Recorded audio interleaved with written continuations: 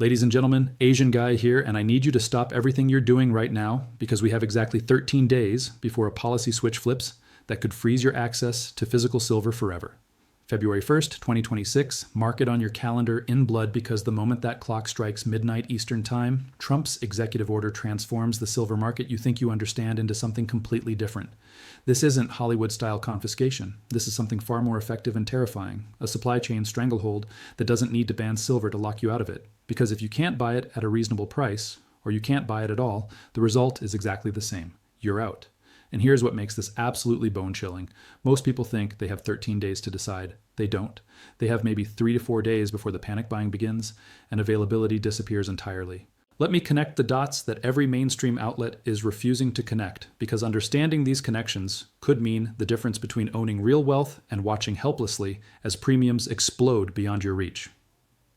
Trump's executive order implements a 10% tariff on February 1st, targeting imports from 8 European countries: United Kingdom, Germany, France, Netherlands, Finland, Norway, Sweden, and Denmark. The public narrative is politics: Greenland, diplomacy, pressure, retaliation. But the market doesn't care about political theater. The market cares about one thing: supply chain mechanics. And here's the terrifying reality most people don't understand. Europe isn't just a source of silver. It's the critical hub that makes global silver liquidity possible. London alone processes and vaults hundreds of millions of ounces through the LBMA system that feeds dealers, institutions, and refiners worldwide. When I say London matters, I'm not talking about some guys in suits setting prices on spreadsheets. I'm talking about massive physical vaults, refining operations, and the logistics networks that move industrial-grade silver bars from producers to the dealers, where you actually buy your coins in rounds. A 10% tariff doesn't just add 10% to your purchase price. It destroys the entire economics of the supply chain. Here's why. Silver dealers operate on razor-thin margins, typically 3 to 5% total markup. When a 10% tariff hits their largest supply source, those dealers don't just raise prices 10%. They completely change their business model overnight. The math is brutal and unavoidable. A wholesaler importing silver from European refiners suddenly faces 10% tariff on declared value, plus higher insurance on that inflated value, plus increased financing costs, plus handling fees calculated on the new higher value, plus a risk buffer because nobody knows what's coming next. That 10% tariff becomes 18 to 25% additional cost by the time it reaches your shopping cart, and that's assuming supply chains continue functioning normally, which they won't.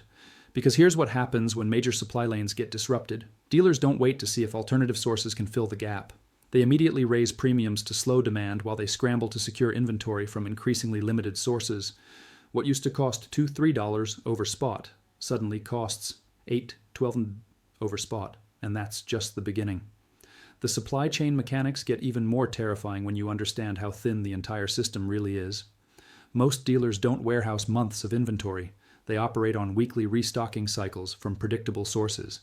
When those sources become unpredictable or uneconomical, the dealers switch from buy what you want to take what's available or leave empty-handed. But here's where it gets truly dangerous for unprepared buyers. We're entering the phase where physical and paper markets completely disconnect. You can watch silver ETFs trade normally while physical premiums explode to levels that make current pricing look like a clearance sale. Paper silver is a price position. You own exposure to silver's price movement. Physical silver is an ownership position. You control actual metal that exists outside the financial system. In a supply squeeze, that difference becomes everything.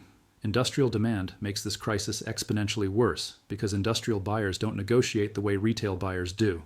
When a solar panel manufacturer or electronics company needs silver to keep production lines running, they pay whatever price is demanded. If their factory costs millions per day to operate, paying $50 or $80 per ounce for silver is irrelevant. Production shutdown is not an option. So retail buyers get pushed to the back of the line while industrial giants sign long-term contracts at any price. That's not speculation. Ford already delayed electric vehicle launches due to metal shortages, proving that supply chain disruption translates directly into production shutdowns worth billions in lost revenue. The timeline compression is accelerating beyond what I initially predicted. What I thought would be gradual supply chain adjustments are becoming panic responses as major buyers realize February 1st isn't a theoretical deadline. It's a hard cutoff date where the economics of silver importing change permanently. Tesla, Apple, Samsung, they're not waiting to see what happens on February 2nd. They're locking in supply contracts now while metal is still available at current prices. every major industrial user is thinking the same way. Secure supply now or risk production shutdowns later. And here's the psychological warfare aspect that makes this so effective. By setting a specific deadline, Trump forces every market participant to make binary decisions under extreme time pressure. Wait and potentially pay dramatically higher prices later, or buy now and potentially overpay if the disruption is less severe than expected. Industrial giants have made their choice. They're buying everything available at any price because the alternative could be production shutdowns costing billions. That leaves retail investors fighting over the scraps. The commodity exchange data is already showing stress patterns that remind me of the nickel crisis that nearly destroyed the London Metal Exchange. Silver futures are trading in backwardation, immediate delivery, commanding premiums over future contracts. That's not normal market behavior. That's shortage pricing telegraphing what's coming. Registered COMEX inventory, the silver actually available for delivery against futures contracts, has been steadily declining as smart money converts paper positions into physical metal before the supply chain disruption hits full force. When registered inventory drops below critical levels, exchanges start pulling emergency levers, raising margins, changing rules, encouraging cash settlement instead of physical delivery. Every intervention sends the same message to the market. Physical metal is becoming scarce. That message triggers more conversion from paper to physical, accelerating the squeeze. But here's what makes this particularly dangerous for unprepared investors. Most people are still thinking like this is a normal market correction that will resolve itself over time. They're waiting for confirmation or better entry points, while the supply chain infrastructure they depend on is being systematically dismantled. The European silver refining and vaulting network didn't develop overnight. It evolved over decades to efficiently process and distribute metal globally. You can't just find alternative sources when that network gets disrupted. Alternative sources have limited capacity, higher costs, and longer delivery times. When major importers start competing for limited alternative supply sources, prices don't rise gradually. They gap higher in moves that leave unprepared buyers completely priced out. We're talking about premiums potentially reaching $20, $30 over spot as desperate buyers chase vanishing inventory. The dealer behavior changes are already beginning. Price quotes that used to be valid for hours are now valid for minutes. Product availability that used to be guaranteed is now call for availability. Shipping timelines that used to be days are becoming weeks. And this is just the early warning phase.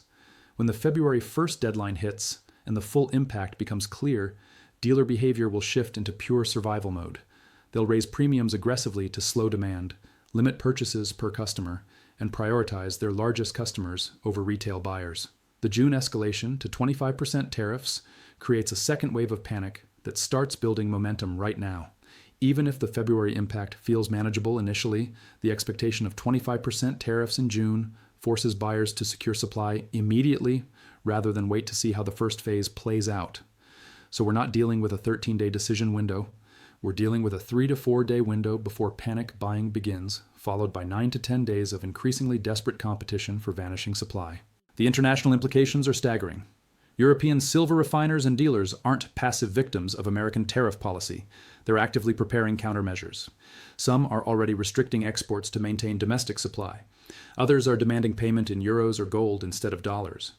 When supply sources start refusing dollar payments or implementing their own export restrictions, American buyers face a double crisis: higher tariff costs plus reduced availability as foreign suppliers prioritize their own markets.